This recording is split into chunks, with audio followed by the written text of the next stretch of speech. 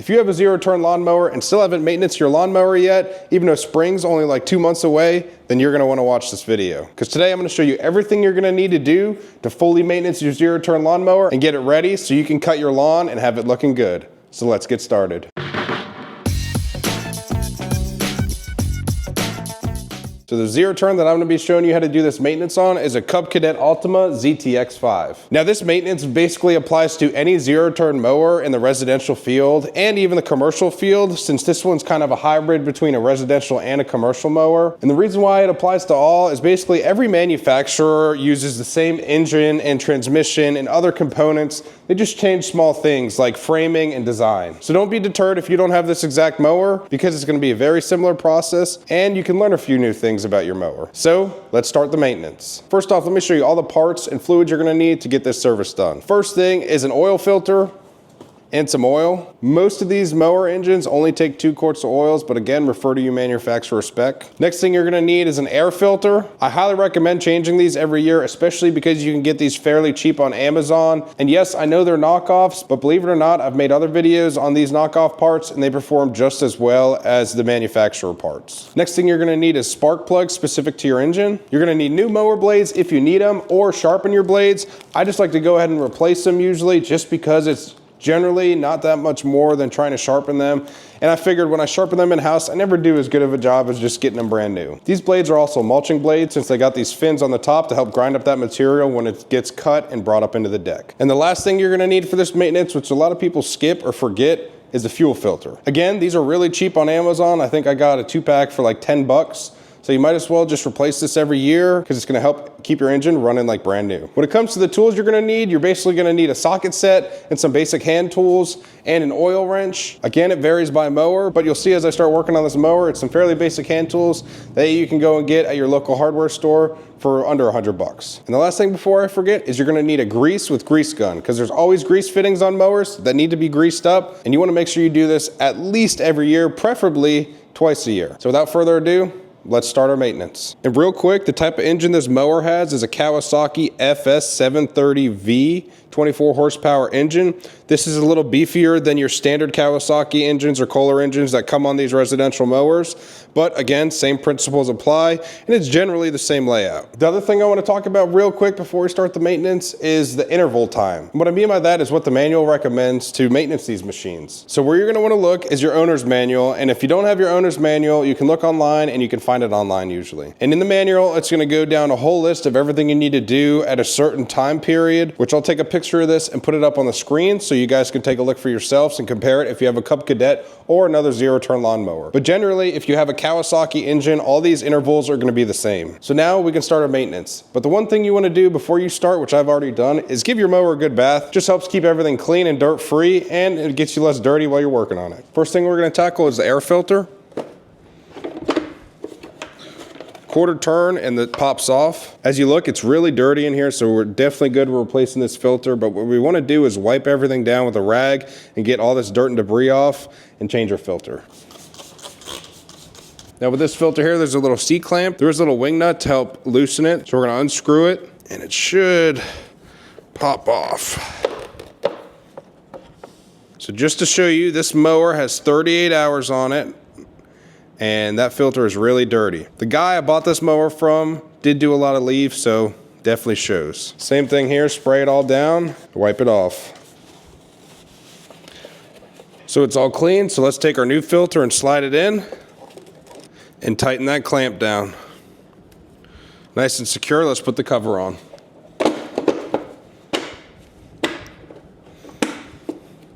And just like that, you got your first maintenance task done. Now we're gonna move into the spark plugs, which for this, I'm gonna put the ROP spar up.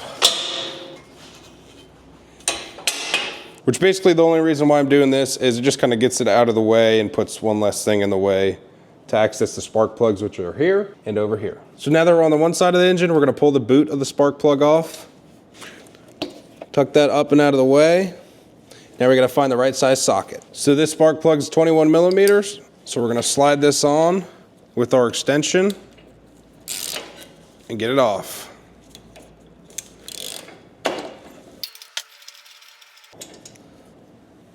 So real quick, we want to hold them side by side and make sure they're the same, which they are. They're both NGK brand spark plugs. And as you can see, this one's definitely been put through the ringer a bit. So we're going to put the new one in and do the other side. And generally for torque spec for spark plug sockets, I just do hand tight. Push the boot back on and make sure you hear that click. Let's do the other side. Same thing with this one, definitely pretty dirty.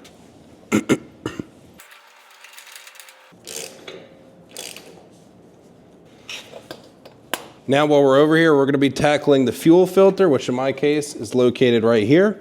And it definitely has a little play, so it should be fairly easy to get out. It just has two little compression rings, which you can take a set of pliers or vice grips and press down and pull the tubing off.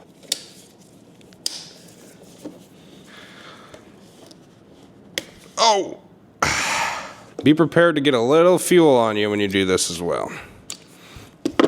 So one thing you want to check here is make sure you have the right orientation of your new filter. Look for an arrow, which in my case there's an arrow on the new filter right there. Don't see an arrow on this one, but I know fuel is coming from up this way because the tank is down here. All right, slide the new one on. Don't forget to put these clamps back.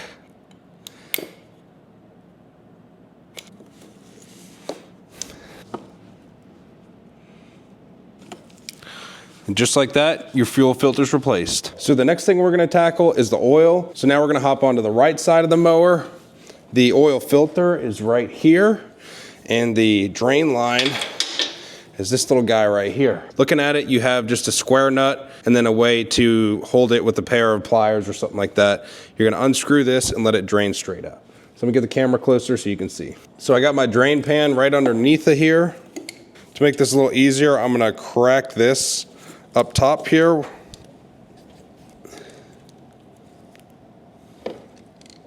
right, so it's hand tight, loose. So I'm gonna stick it through this hole right here. It was through this hole back here, but I think it's gonna drain better if I stick it through that one, if I can. All right, it's dripping out. We're gonna give it some air. And now we just gotta let it drain. So while the oil is draining, I'm gonna try and take this filter off, which I don't know how well this is gonna work, but I'm gonna try and catch what oil I can with that. I got my filter wrench and we're gonna crank. Oh yeah, not even that tight. See how much of a mess we make.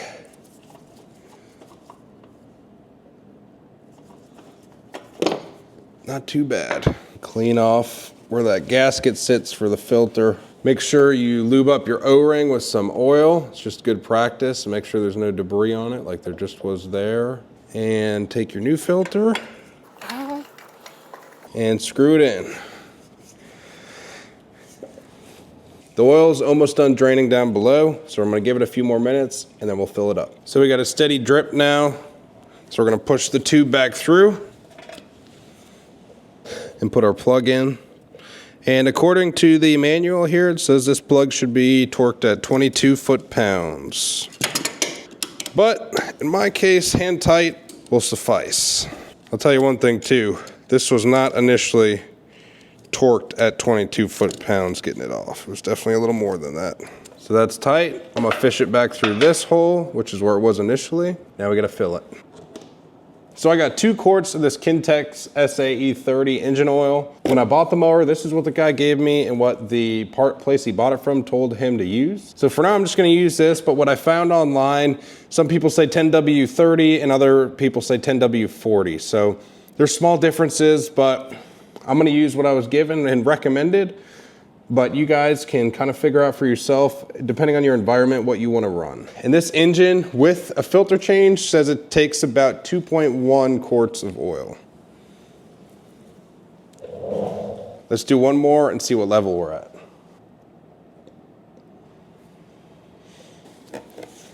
So now you're gonna take your dipstick and just stick it in. You don't screw it down, and that's what it also says on the stick here, is do not screw the cap down to check for proper level.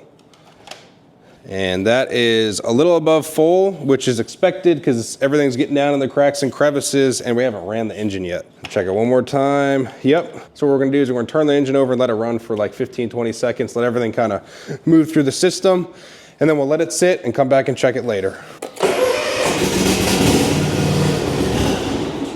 Well, that oil's still settling down. We're gonna move on to tires. You wanna make sure you check your tires, which in this case, they're in great shape.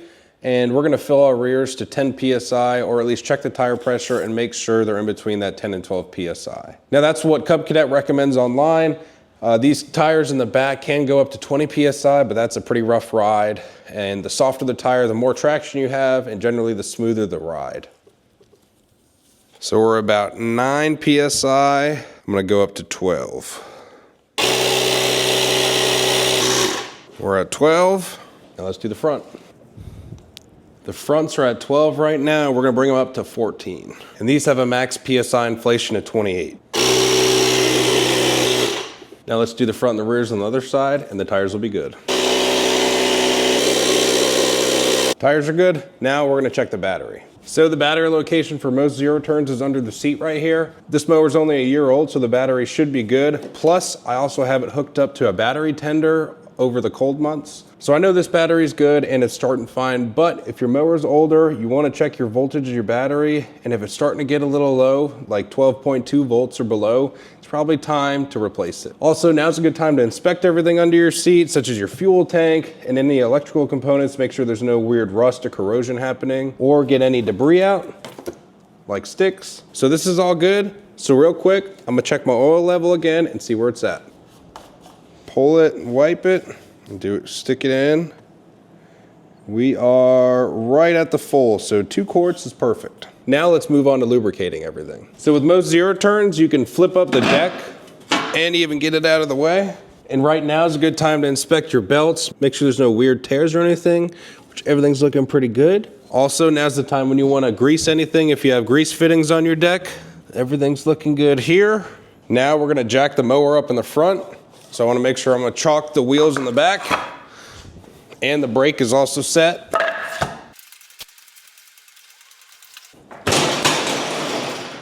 Whoopsies.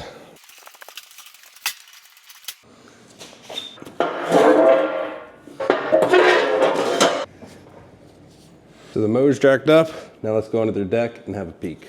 So we're underneath the deck now, and there's 2 things we want to make sure to do here. The first thing is take off all the blades and replace them if you need, or sharpen them. In this case, I am going to sharpen these, but also replace them and put the mulching blades on, because these blades that are installed right here are high lift blades. So essentially it just sucks the grass and debris up and shoots it out and doesn't really chop it up. But I like to put mulching blades on just to kind of shred up my grass a little more. Then the second thing we need to do is, once the blades are down, is clean off the deck, which in this case, the deck is actually like beautiful under here. So I'm not going to worry about cleaning the deck, but you may need to scrape some dirt and debris off if it is dirty. So real quick, in the case of these nuts down here, they're either 15/16 or 24 millimeter.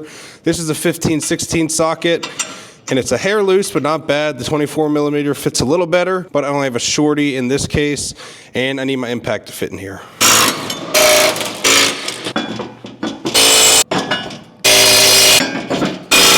Blades are on and looking good, and these blades actually fit, and they were only, I think, $50 on Amazon, so I'll make sure to link these down in the description below if you have a Cub Cadet with a 60-inch deck, because it didn't say that these were going to fit this mower.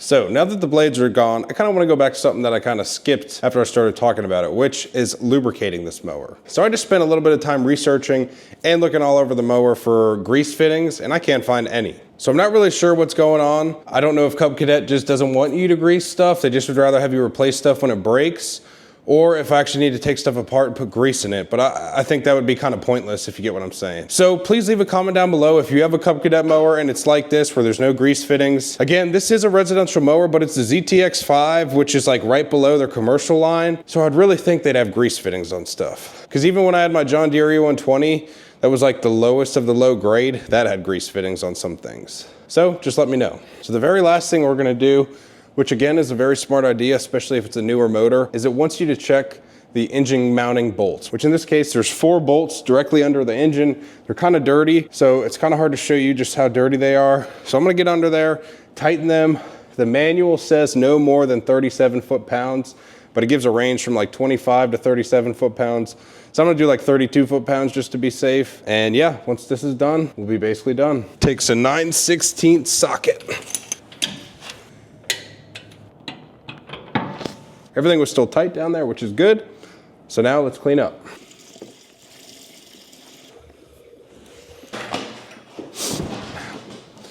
Now the moment of truth. We just gotta turn it on and test it out and make sure everything works.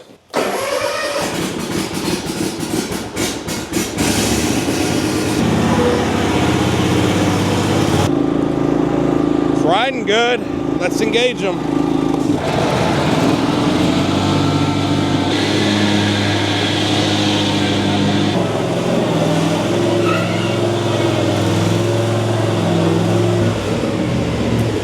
Well, just like that, it's tested out and it worked good. No issues. The blades ran good, which I was having a little bit of an issue with the blades when I started it. Sometimes the engine would die, but I'd say I warmed up the engine for about a minute. Then I full throttled it and engaged the blades and it didn't die. So I think it just really needed a good tune-up, which I gave it. Now with that said, if you have any other recommendations on maintenance that you should do to your zero-turn lawnmower, please leave it down in the comments below. I'll also leave all the links to the products and tools that I use for this maintenance. They are affiliate links and help this channel out, so I appreciate if you use them. Thank you guys so much for watching this video. I hope you learned a lot as I did throughout maintaining this. And please don't forget to like, comment, and subscribe. I'll catch you in the next one.